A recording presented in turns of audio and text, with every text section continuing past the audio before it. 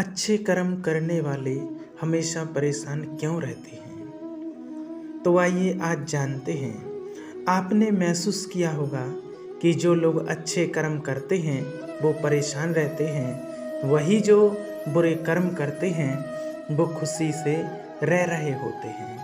अच्छे कर्म करने वाले परेशान होते हैं, आखिर उन्हें इतनी परीक्षा क्यों देनी पड़ रही है?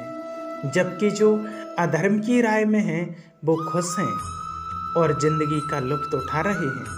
अगर आपके मन में भी यह सवाल आया है तो आज हम आपको इसका जवाब देंगे। यह जवाब वो है जो भगवत गीता में लिखा है और भगवान श्री कृष्ण ने अर्जुन को दिया था।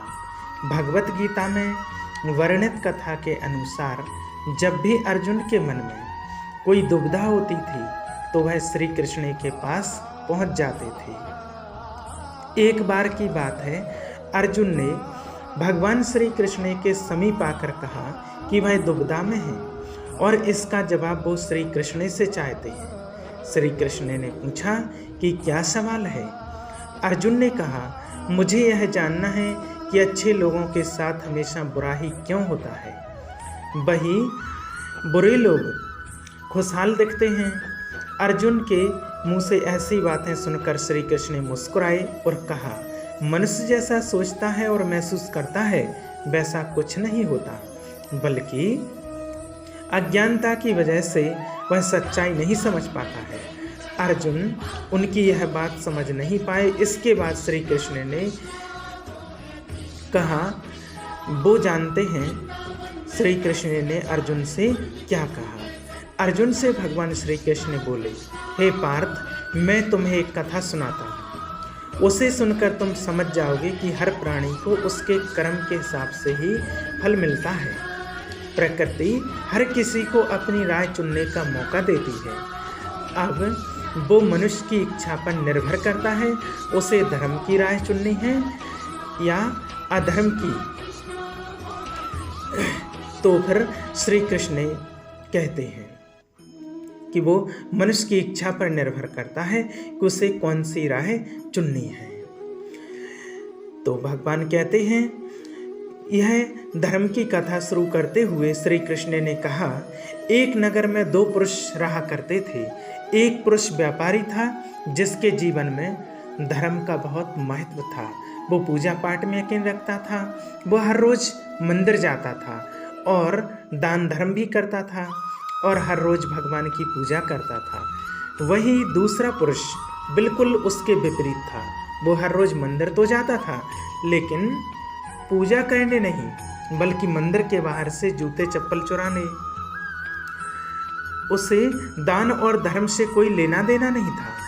समय बीतता गया और एक दिन बहुत जोर की बारिश हो रही थी। इस वजह से मंदिर में पुजारी के अलावा कोई नहीं था। यह बात जब दूसरे पुरुष को पता चली तो उसने कहा कि यह सही मौका है आज मंदिर का धन चुराने का। पंडित से नज़र बचाकर उसने मंदिर का सारा धन चुरा लिया। उसी समय धर्म कर्म में विश्वास रखने वाला व्यक्ति मंदिर पहुंचा। जिस समय वो दूसरा व्यक्ति धन चुरा करके वहां से निकला मंदिर से, उसी समय ये धर्म कर्म में विश्वास रखने वाला व्यक्ति मंदिर पहुंचा। दुर्भाग्य से मंदिर के पुजारी ने उसे ही चोर समझ लिया, क्योंकि उस जो धन चुरा कर ले गया उसको तो पुजारी ने देख नहीं पाया था। तो उसे ही चोर समझ लिया और चिल्लाने लगे। वहाँ लोग एकत्रित हो गए और उसे बहुत मारा। किसी तरह से वह बचते बचाते वहाँ से निकला तो दुर्भाग्य ने उसका साथ वहाँ भी नहीं छोड़ा। मंदिर के बाहर वह एक गाड़ी से टकरा गया और घायल हो गया। फिर वह व्यापारी लंगड़ाते हुए घर जाने लगा तो रास्ते में उसकी मुलाकात उस पुरुष से हुई जिसने मंदिर से धन चुराया था। उसने कहा, आज तो मेरी किस्मत चमक गई, एक साथ इतना सारा धन मिल गया। यह सब देखकर उसे बहुत बुरा लगा और उसने अपने घर से भगवान की सारी तस्वीरें निकाल दी। कुछ सालों बाद दोनों पुरुषों की एक साथ मृत्यु होती है। मृत्यु हो गई। मरने के बाद जब दोनों यमराज की सभा में पहुंचते हैं और भले पुरुष ने दूसरे व्यक्ति को देखा तो उसे बहुत गुस्सा आया। उसने क्रोधित होकर यमराज से पूछ ही लिया, मैं तो हमेशा अच्छे कर्म करता था, दान में विश्वास रखता था, उसके बदले जीवन में मुझे अपमान और दर्द ही मिला। और इस व्यक्ति को नोटों से भरी पोटली, आखिर ऐसा भेदभाव क्यों? इस पर यमराज ने बहुत सुंदर जवाब दिया। बोले, पुत्र, तुम गलत समझ रहे हो। जिस दिन तुम्हारी गाड़ी से टक्कर हुई थी वह दिन तुम्हारे जीवन का आखिरी दिन था, परंतु तुम्हारे अच्छे कर्मों की वजह से तुम्हारी मौत सिर्फ एक छोटी सी चोट में बदल गई। तुम इस दुष्ट व्यक्ति के बारे में जानना चाहते हो?